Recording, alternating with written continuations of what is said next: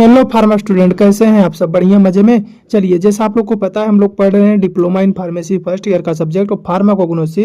और फार्माकोग्नोसी हम चैप्टर 5 इसमें पढ़ रहे हैं, जो कि पिछली क्लास में हमने चैप्टर 5 का पार्ट 6 कंप्लीट कर लिया था। आज का जो क्लास रहेगा इसका 7वां पार्ट रहेगा और यह लास्ट पार्ट होने वाला है। आज के टॉपिक में हम क्या क्या देखेंगे। आज का हमारा जो टॉपिक होने वाला है फार्मास्यूटिकल एड के बारे में।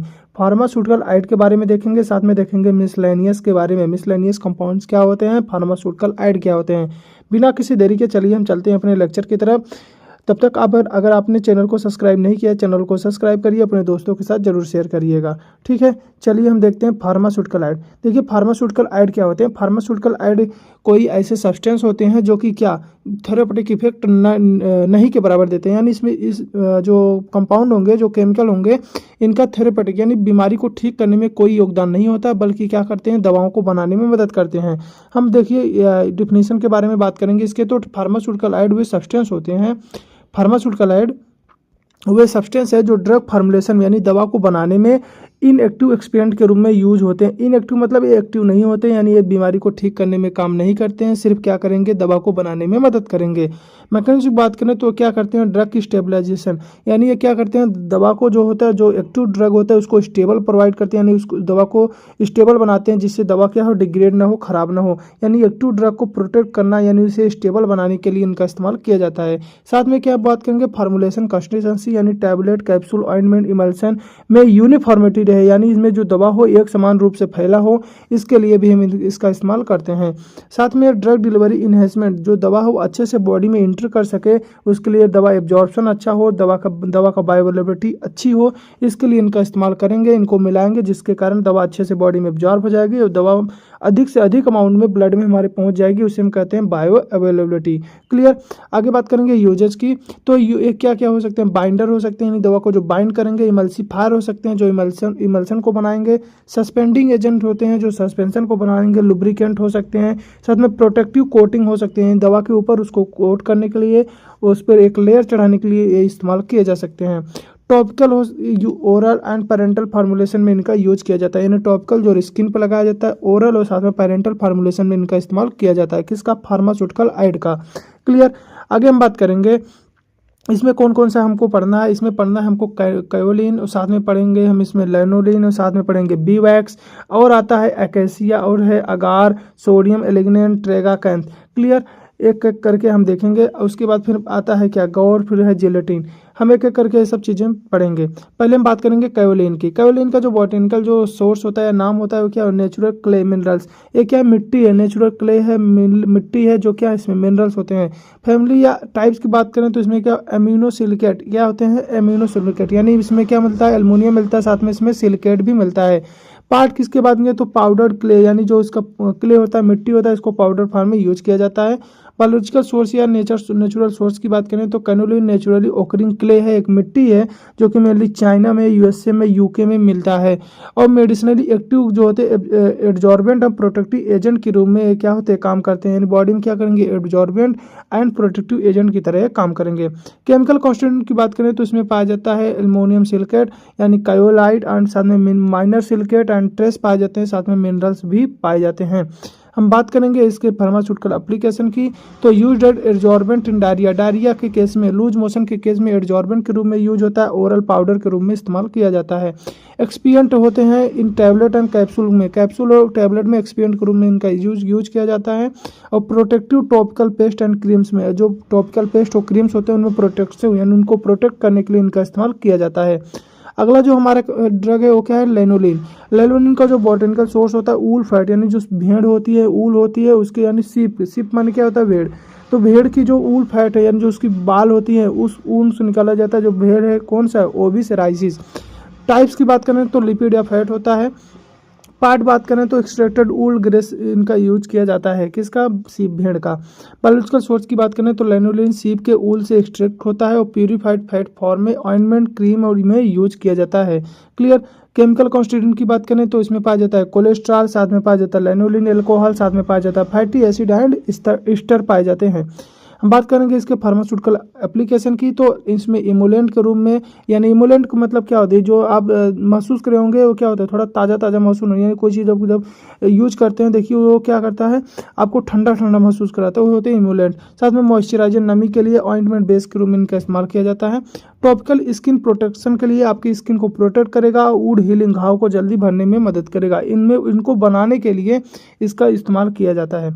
अगला जो है हमारा बी वैक्स। बी वैक्स के हम सब जानते हैं मधुमक्खी से मिलता है, यानी एपिस मेलिफेरा जो मधुमक्खी है उससे मिलता है। और क्या होता है, वैक्स है, यानी हनी बी सिक्रेटेड वैक्स। जो हनी बी होती है, जो शहद होती है, वो जो मधुमक्खी होती है वो क्या करती है, वैक्स को सिक्रेट करती है। हनी को सिक्रेट करते हैं वैक्स, जो उसके छत्ते होते हैं उसको हम वैक्स बोलते हैं। क्लियर। आगे बात करेंगे बायोलॉजिकल सोर्स की इसके, तो हनी बी वैक्स जो होता है, हनी बी जो मधुमक्खी है उसके द्वारा प्रोड्यूस होता है, और कलेक्टर फ्रॉम हनी कम्ब या प्यूरिफाई, उसको फिर कलेक्ट करके फिर उसे प्यूरिफाइड किया जाता है। बात करेंगे इसके केमिकल कॉन्स्टिट्यूएंट के, तो इसमें पाया जाता है ester of fatty acid, alcohol, साथ में हाइड्रोकार्बन्स और माइनर्स रेजिन्स पाए जाते हैं। फार्मास्यूटिकल एप्लीकेशन की बात करें तो टैबलेट कोटिंग में, ऑइंटमेंट बेस में और सपोजिटरी बेस में इनका इस्तेमाल होता है। इमल्सीफायर के रूप में, साथ में स्टेफनिंग के रूप में इनका इस्तेमाल किया जाता है। अगला जो हमारा ड्रग है वो क्या, एकेसिया। एकेसिया का जो बॉटनिकल नेम या सोर्स होता है क्या, एकेसिया स्नेगल है, जो कि फैमिली आती है फैबिएसी की, नेचुरल गम के रूप में मिलता है। पार्ट की बात करें तो एक्सट्रूड फ्रॉम बार्किस के छाल से इसको निकाला जाता है। बायोलॉजिकल सोर्स है, नेचुरल सोर्स की बात करें तो एक ऐसी है जो ट्रॉपिकल ट्री से गम स्ट्रेट होता है, और मेडिकली एक्टिव जो इमल्सीफायर एंड बाइंडर के रूप में इसका इस्तेमाल किया जाता है। केमिकल कॉन्स्टिट्यूएंट बात करें तो इसमें पाया जाता है अर्बिनोग्लैक्टेक पॉलीसैकेराइड, साथ में माइनर प्रोटीन्स एंड मिनरल्स पाए जाते हैं। फार्मास्यूटिकल एप्लीकेशन की बात करें तो इमल्सीफायरिंग एजेंट के रूप में, सस्पेंडिंग एजेंट के रूप में, टैबलेट बाइंडर में और डिमुलेसेंट के रूप में इसका इस्तेमाल किया जाता है। ट्रेगाकैंथ क्या होता है, ट्रेगाकैंथ क्या है, एक स्ट्रेगुलस या जेमनीफायर है, जिसको बॉटनिकल नाम या सोर्स बोलते हैं, और इसका जो फैमिली है क्या है, फैबिएसी है, जो कि नेचुरल गम के रूप में मिलता है। पार्ट की बात करें तो dried sap from the root और स्टेम या रूट से इसको ड्राइड सैप के रूप में इसको निकाला जाता है, ड्राइड सूखा हुआ होता है। और बायोलॉजिकल सोर्स की बात करें तो ट्रेगाकैंथ श्रब मिडिल ईस्ट में नेटिव रूप से पाया जाता है, जो कि गम स्ट्रेट मेडिसिनली एक्टिव है, सस्पेंडिंग एजेंट के रूप में इसका इस्तेमाल किया जाता है। केमिकल कॉन्स्टिट्यूएंट की बात करें तो इसमें पाया जाता है बायरोसिरीन एंड पाया जाता है ट्रेगाकैंथीन एंड पाया जाता है माइनर पॉलीसैकेराइड। और फार्मास्यूटिकल एप्लीकेशन की बात करें तो सस्पेंशन के रूप में, इमल्सन थिकनर के रूप में, टैबलेट बाइंडर, स्टेबलाइजर, डिमुलेसेंट इन सिरप के रूप में इसका इस्तेमाल किया जाता है। अगला जो हमारा इसमें कैटेगरी में ड्रग आने वाला है क्या, सोडियम एलिग्नेंट। सोडियम एलिग्नेंट की बात करें extracted from the brown seaweed एनिलेमिफेरा या माइक्रोसाइस्टिस से मिलता है, जो कि क्या है, पॉलीसैकेराइड है। और पार्ट की बात करें तो एल्गल एक्सट्रैक्ट के रूप में मिलता है, यानी सोडियम एलिग्नेंट ब्राउन सीवीड के सेल वाल से एक्सट्रैक्ट होता है, जो कि यूज किया जाता है जेल फॉर्मिंग में, जो जेल होते हैं उनको बनाने में, और सस्पेंडिंग एजेंट के रूप में, साथ में कंट्रोल रिलीज फार्मुलेशन, यानी वो दवाएं जो क्या हो लिमिट अमाउंट में क्या हो दवाओं को रिलीज करें। क्लियर। तो कंट्रोल रिलीज फार्मुलेशन इनका इस्तेमाल किया जाएगा। केमिकल कॉन्स्टिट्यूएंट की बात करें तो इसमें पाया जाता है सोडियम साल्ट, एल्गिनिक एसिड, साथ में माइनोरिनोनिक एसिड, ग्लूकोरोनिक एसिड, और उसके साल्ट इसमें पाए जाते हैं। क्लियर। हम बात करेंगे फार्मास्यूटिकल एप्लीकेशन की, तो इसमें सस्पेंशन, स्टेबलाइजर, जेलिंग एजेंट के रूप में इस्तेमाल होता है, एंटा एसिड के रूप में इनका इस्तेमाल होता है, यानी एसिडिटी को कम करेंगे। कंट्रोल रिलीज मैट्रिक्स इन टैबलेट को कंट्रोल माइनर में बॉडी में रिलीज करवाने के लिए इनका इस्तेमाल किया जाता है। अगला है जो अगार। अगार क्या होता है, extracted from the red algae, जो रेड एल्गी होता है उस एल्गी से क्या होता है, इसको निकाला जाता है, जो कि जेलेडियम और ग्राइसेलेरिया होते हैं। और फैमिली की बात करें तो पॉलीसैकेराइड होते हैं। और पार्ट की बात करें तो एल्गल एक्सट्रैक्ट होते हैं, यानी एल्गी से निकाले गए हो गए हैं। और हम बात करेंगे इसके बायोलॉजिकल सोर्स की, तो अगार जो होता है रेड एल्गी सेल वाल से ऑब्टेंड होता है, जो कि मेडिसिनली यूज होता है जेलिंग एजेंट के रूप में, लैक्जेटिव के रूप में, साथ में कल्चर मीडिया के लिए। केमिकल कॉन्स्टिट्यूएंट बात की है तो इसमें पाया जाता है एगोरो, साथ में पाया जाता है एग्रोपेक्टिन और माइनर मिनरल्स इसमें पाए जाते हैं। फार्मास्यूटिकल एड की बात करें तो जेलिंग एजेंट के रूप में, थिकनर के रूप में, लैक्जेटिव के रूप में, माइक्रोबायोलॉजिकल मीडिया के रूप में, साथ में सस्पेंशन स्टेबलाइजर के रूप में इनका इस्तेमाल किया जाता है। अगला जो है उसको बोलते हैं गुआरगम जो होता है साइनोप्टिस ट्रेगा गोनोलोबा के इसका बॉटनिकल नाम है, जिसकी फैमिली क्या है, फैबिएसी। नेचुरल पॉलीसैकेराइड होते हैं, जो कि पार्ट यूज होता है एंडोस्पर्म ऑफ द सीड, इसके सीड के क्या होते हैं, एंडोस्पर्म यूज होते हैं। बायोलॉजिकल सोर्स की बात करें तो गुआर बीन्स जो होते हैं सीड से एक्सट्रैक्टेड पॉलीसेकेराइड से होते हैं और यूज किए जाते हैं थिकनर, स्टेबलाइजर एंड बाइंडर के रूप में। केमिकल कांस्टेंट की बात करें तो इसमें पाया जाता है गैलेक्टोमैनिक जो मेन केमिकल है, साथ में माइनर प्रोटीन एंड शुगर पाए जाते हैं। फार्मास्यूटिकल एप्लीकेशन की बात करें तो थिकनिंग एजेंट के रूप में, सस्पेंशन स्टेबलाइजर के रूप में, टैबलेट बाइंडर में, कंट्रोल रिलीज एक्सपिएंट के रूप में इनका इस्तेमाल किया जाता है। इसके बाद अगला जो हमारा ड्रग है वो है जेलेटिन। जेलेटिन का जो एनिमल कोलेजन होता है, बोइन या प्रोकीन होती हैं। फैमिली की बात करें तो प्रोटीन और पॉलीसेकेराइड डेरिवेटिव होते हैं जो कि पार्ट यूज होते हैं स्किन में, बोन में, कनेक्टिव टिश्यू में, यानी यहाँ से ये चीज़ें निकाली जाती हैं जेलेटिन को। बायोलॉजिकल सोर्स की बात करें, जेलेटिन एनिमल कनेक्टिव टिश्यू है जो कि बोन से एक्सट्रैक्टेड होता है, यानी बोन से निकाला जाता है। मेडिसिनली यूज्ड कैप्सूल सेल में, जो कैप्सूल की जो सेल होती है उसको बनाने में जेलिंग एजेंट के रूप में, साथ में स्टेबलाइजर के रूप में इनका इस्तेमाल किया जाता है। हम बात करेंगे इसके केमिकल कॉन्स्टिट्यूएंट की, तो क्या होता है कोलेजन डिराइव्ड पेप्टाइड्स पाए जाते हैं, अमाइनो एसिड जैसे ग्लाइसिन, प्रोलिन, हाइड्रोक्सी प्रोलिन पाए जाते हैं, साथ में मिनरल्स, माइनर मिनरल्स इसमें पाए जाएंगे। फार्मास्यूटिकल एप्लीकेशन की बात करें तो hard and soft gelatin capsule बनाने में, टैबलेट कोटिंग में, स्टेबलाइजर के रूप में, gelling agent in suspension and dessert के रूप में इनका इस्तेमाल किया जाता है। अगला जो हमारा ड्रग है वो है मिसलेनियस ड्रग। मिसलेनियस ड्रग देखिए वे ड्रग होते हैं जिनका स्पेसिफिक फार्माकोलॉजिकल कैटेगरी में क्लासिफिकेशन मुश्किल होता है, उन्हें मिसलेनियस ड्रग के अंतर्गत देखते हैं। यानी वे मेडिसिन जिनको हम किसी स्पेसिफिक क्लासिफिकेशन में नहीं रख पा रहे हैं उनको हम अलग से क्लासिफिकेशन में देखेंगे, उसको हम बोलते हैं मिसलेनियस ड्रग। मैकेनिज्म की बात करें तो मोस्टली क्या होते हैं, टॉनिक्स होते हैं, कार्डियोटॉनिक्स हो सकते हैं, एडाप्टोजेंस हो सकते हैं, इम्यूनो मॉड्यूलेटर, साथ में लोकल इफेक्ट के लिए इनका इस्तेमाल किया जा सकता है। यूजेस की बात करें तो थेरापेटिक सप्लीमेंट के रूप में, कार्डियोवास्कुलर, रेस्पिरेटरी, सियानिया, central nervous system, immunity support के लिए इनका इस्तेमाल होता है। ट्रॉपिकल एंड सिस्टमेटिक ट्रीटमेंट के लिए इनका यूज होता है। ट्रॉपिकल मतलब जो हमारी स्किन पे यूज किया जा रहा है, सिस्टमेटिक जो मतलब ब्लड सर्कुलेशन के थ्रू किया जाएगा। इसमें कौन से ड्रग है देख लीजिएगा, इसमें स्क्विल है, गाल्स है, अश्वगंधा है, तुलसी है और गुलगुल है। क्लियर। हम बात करेंगे एक एक ड्रग की। पहला जो है स्क्विल का जो बॉटनिकल नाम होता है अर्जेनिया मारिटीमा होता है, जो कि फैमिली आती है लिलियासी की, जिसका पार्ट यूज किया जाता है, बल्ब यूज किया जाता है। स्क्विल जो होता है मेडिटेरेनियम एंड साउथ यूरोप एंड साथ में का पेरेनियल प्लांट होता है, जो कि बल्ब जो होता है इसका मेडिसिनली एक्टिव है, जो कि इसमें मेन केमिकल वही पाया जाता है। ट्रेडिशनली कार्डियोटोनिक, डायूरेटिक और एक्सपोर्टेरेंट के रूप में इसका इस्तेमाल किया जा रहा है। एक्सट्रैक्टेड केयरफुली कलेक्ट किया जाता है, ड्राइड किया जाएगा, सुखाया जाएगा, फिर से पाउडर बना के या टिंचर के फॉर्म में उसका इस्तेमाल किया जाएगा। केमिकल कांस्टेंट की बात करें तो इसमें पाया जाता है स्क्लेरिन आयन, पाया जाता है स्क्लेरिन बी, और उसके बाद पाया जाता है बुफाडाइनोल, साथ में म्यूसिलेज एंड माइनर शुगर्स इसमें पाए जाते हैं। क्लियर। हम बात करेंगे इसके थेरेपेटिक एफिकेसी, तो act as the cardiotonic and diuretics की तरह यूज होता है, आप ऑलरेडी पढ़ चुके हैं। यूज किया जाएगा कंजस्टिव हार्ट फेलियर में, एडिमा सूजन में, रिस्पिरेटरी कंजक्शन में। ट्रेडिशनली एक्सपोर्टेरेंट इन ब्रोंकियल कंडीशन में इनका इस्तेमाल किया जाएगा। क्लियर। अगला जो हमारा प्लांट है वो क्या है, गाल्स को क्या बोलते हैं, गाल्स को बोलते हैं क्यूरिकस इन्फेक्टोटोरिया, और इसका जो फैमिली होता है क्या होता है, फैगिएसी। पार्ट यूज किया जाता है गाल्स का tumour like expression on leaves and stem, इसके लीव्स एंड स्टेम पे क्या होता है, ट्यूमर लाइक एक्सप्रेशन होता है, उसको इसमें इस्तेमाल किया जाएगा।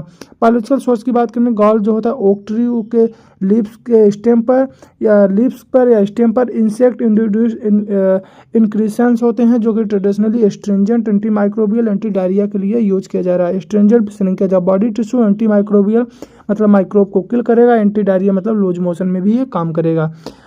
केमिकल कांस्टेंट की बात करें तो इसमें पाया जाता है टैनिक एसिड, गालिक एसिड, इजैलिक acid, minor flavonoids and phenolic compound इसमें पाए जाते हैं। थेरेपेटिक एफिकेसी की बात करें तो act as astringent, anti microbial, used in diarrhoea, dysentery में यानी दस्त में, वुंड हीलिंग घाव को भरने में, ओरल हाइजीन के लिए इनका इस्तेमाल किया जाता है। Strong protective effect on mucous membrane पे क्या करते हैं, प्रोटेक्टिव इफेक्ट शो करते हैं। क्लियर। अगला जो हमारा इसमें प्लांट है वो क्या, अश्वगंधा को विथिनिया सोमिनिफेरा के नाम से जाना जाता है, जो कि फैमिली क्या है, लिलियेसी। जो पार्ट यूज किया जाता है रूट एंड लीव्स इसके इस्तेमाल किए जाते हैं। अगला है बायोलॉजिकल सोर्स के बारे में इसकी बात करें तो अश्वगंधा एक पेरेनियल श्रब है, जो कि इंडिया में नेटिव रूप से पाया जाता है। रूट जो होते हैं मेडिसिनली एक्टिव होते हैं, यानी रूट इसमें मेन होते हैं, जो इसमें मेन केमिकल पाया जा रहा है। Traditionally adaptogen and central nervous system के टॉनिक के रूप में, साथ में इम्यूनो मॉड्यूलेटर के रूप में इनका इस्तेमाल किया जाता है। और कलेक्टेड रूट ड्राई किए जाते हैं, पाउडर फॉर्म में इनको यूज किया जाता है। किसका? अश्वगंधा का। आगे बात करेंगे केमिकल कॉन्स्टिट्यूएंट के, तो इसमें पाया जाता है विथेनॉलाइड जो स्टेरॉयडल इलेक्ट्रॉन्स होते हैं, एल्कोलाइड होते हैं, साथ में सैपोनिन्स, फ्लेवोनाइड्स और स्टेरॉल इसमें पाए जाते हैं। थेरेपेटिक एफिकेसी की बात करें तो act as adaptogen, central nervous system tonic और इम्यूनो मॉड्यूलेटर के रूप में रिड्यूस करेगा किसको? स्ट्रेस को। जो स्ट्रेस होता है उसको, फटीग थकावट को, एंजाइटी जो चिड़चिड़ापन है, उस चिंता है उसको। क्लियर? इनको कम करने के लिए इनका इस्तेमाल किया जाएगा। इन्हेंस करेगा, बढ़ा देगा मेंटल एंड फिजिकल परफॉर्मेंस, आपकी मेंटल और फिजिकल परफॉर्मेंस जो होगी ये बढ़ा देगी। क्लियर? आगे बात करेंगे use in general disability, chronic illness में यानी अधिक बीमारी में, साथ में एज रीजनरेटर में इनका इस्तेमाल किया जाता है।